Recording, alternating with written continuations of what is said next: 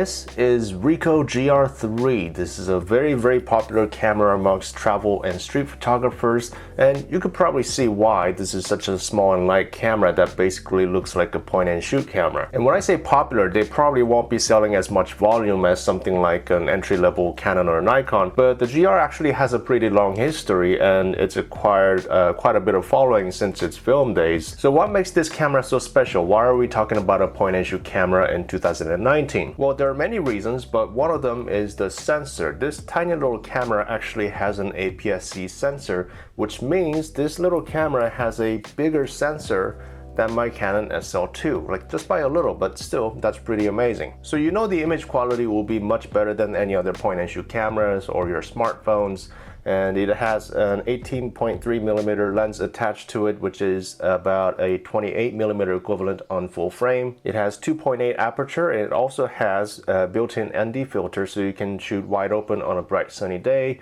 And it even has an in-body stabilization, so you can slow down your shutter speed as much as you want in lower light or darker environments. It's got a nice touchscreen. It's got all the controls you need to change your settings quickly. So it pretty much has everything you would need as a photographer on a camera.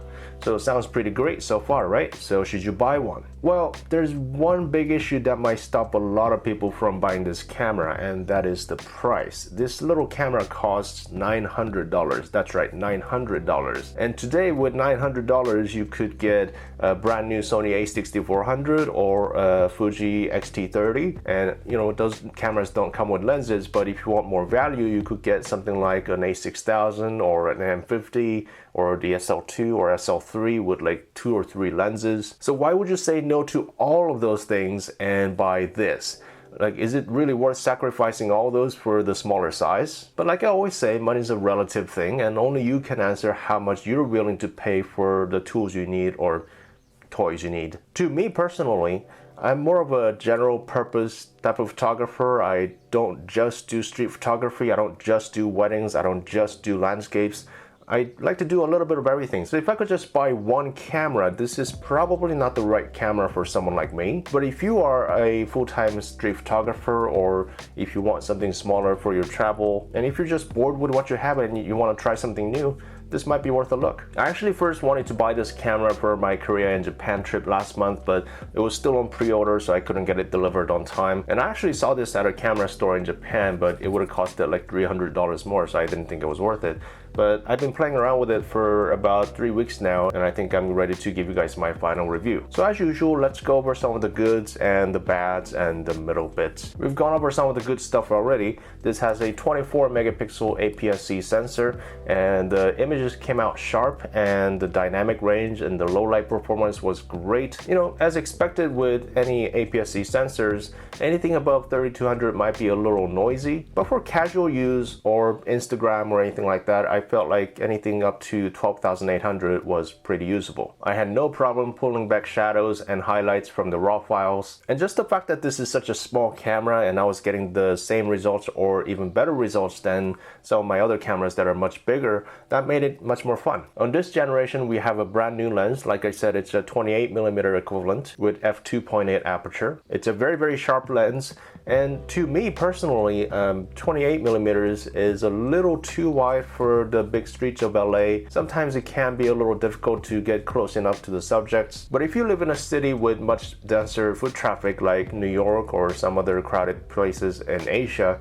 then the 28mm might work out great for you. And 28mm is actually very similar to what's on your smartphones. So it's a focal length that a lot of people are quite familiar with. It's very versatile. You can do some landscapes, you can do some architectural shots, or take group shots of your friends and family. And Ricoh does make a wide angle adapter for this camera, but they do not make a telephoto adapter for this camera. So if you want the option to go wider, you can, but if you want to go tighter, there's nothing you can do about that. I kind of wish Ricoh did a 35mm version of this camera, but you know, you can't please everyone all the time. And the 2.8 aperture is obviously very useful.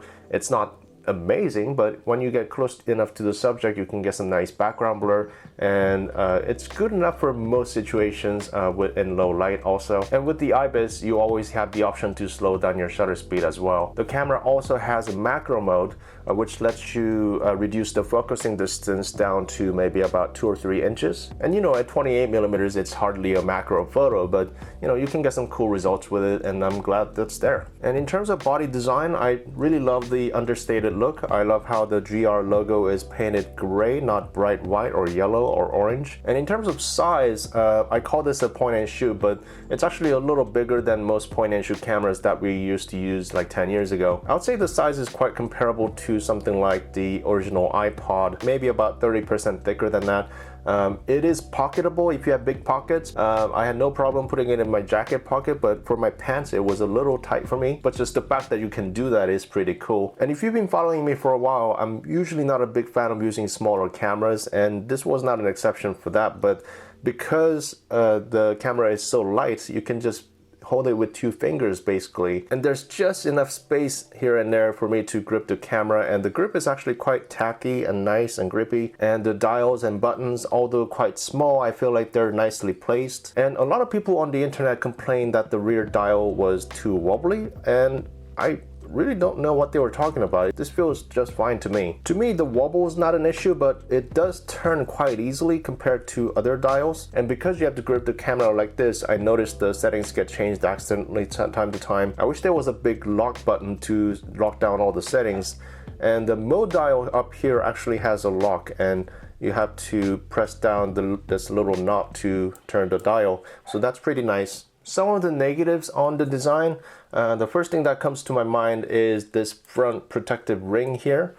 This is where you attach the wide angle adapter if you have one, and this ring comes off way too easily. So like, as you can see, with just a minimum amount of force, it gets undone. So like, this happened by accident quite a lot when I was getting it out of my pocket or from my bag. So that's been pretty annoying, but I've become more aware of it, so I'm just more careful with it now. And this might sound really weird, but the shutter button placement at the top feels a little weird to me, because when we used to take photos like this made sense, right? But now that we don't do that anymore, I feel like this can be a little awkward sometimes, especially when you're taking pictures from lower angle. So maybe if they just switch the placement of the shutter button and the front dial, and like if I could just press down from here, I felt like it would have been much better. But you know, not a big deal at all. And because this camera doesn't have a viewfinder, you have to always rely on the rear screen. And the screen is actually quite nice. It's bright and clean and sharp. The touchscreen on this camera is one of the best touchscreens I've ever used, maybe except most of the Canon cameras. But I felt like on bright sunny days, I felt it was a little too reflective, and even at the brightest settings, it was kind of hard to see what was on the screen. But in most cases, I felt like it was a pretty good screen. And unlike the last generation, they got rid of the built-in flash. And some people are kind of mad about this. Some people may not care. I mean, it's kind of understandable, because if you are a type of photographer who uses the flash all the time, then you actually might be better off with an external flash. And if you only use it maybe 0.1% of the time, then there's no point putting things on the camera to make the camera bigger if you're not going to use it all the time. And speaking of the size, the battery is quite small as expected on a small camera like this. I heard it's actually a bigger battery than the last generations, but then with the big bright touchscreen and the in-body stabilization, it does require quite a bit of power. So I think I was averaging about 300 shots per battery. And if you turn down the brightness of the screen and if you turn off the IBIS, you might be able to stretch that a little bit. But the good news is this camera has USB-C charging. So there's the charging port right here. And I don't know why more cameras don't do this. Like, I'm looking at you, Canon. And I really don't need to explain why this might be useful. And my only complaint about this is the door that covers the USB port. It does require quite a bit of force and a longer fingernail to open it. And I've gotten a lot better at this, but at the beginning, every time I did this, I felt like I was about to break the camera, and it's really not a pleasant feeling. So like small things like that could have improved the overall experience a lot more. And when the camera is turned off, it does have a bit of a wobble, and that's the internal stabilization, and that's actually quite normal for lenses with stabilizations. And I don't think I've ever owned a camera body that had internal stabilization, but if you just bought this and if you were concerned about it, there's no need to be. Overall, I'm very pleased about the body design and the build quality.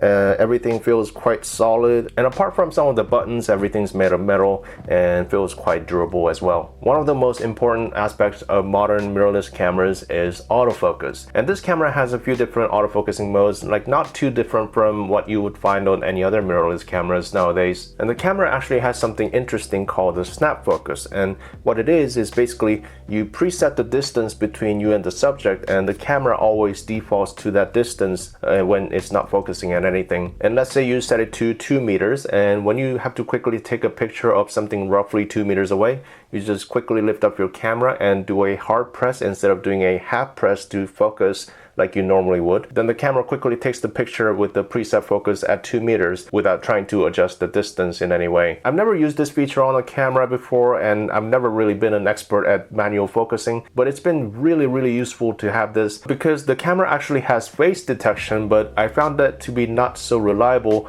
unless the subject is looking directly into the camera without any obstructions in the way. For example, this one time I was trying to take a picture of this performer right in front of him, and the camera decided to completely ignore him and focus on the background instead. So with the snap focus, you don't have to worry about things like that, and although it's never going to be super accurate, I'm willing to give up a little bit of the sharpness to get the shots that I want the way I want instead of the camera doing something unexpected. But once the camera did grab focus, it did a pretty good job at tracking, and in low light situations the camera did struggle a little bit acquiring focus, but it wasn't any better or worse than most other mirrorless cameras that I've used. The camera also has some very interesting picture profiles, and I normally don't shoot JPEGs, but I started playing around with these when I first got my Fuji X-T2, and in most cases I found them to be not so consistent, so like I always end up using the raw files anyway. But once in a while, when you actually plan the shot and actually use the appropriate profile for the picture that you're trying to take,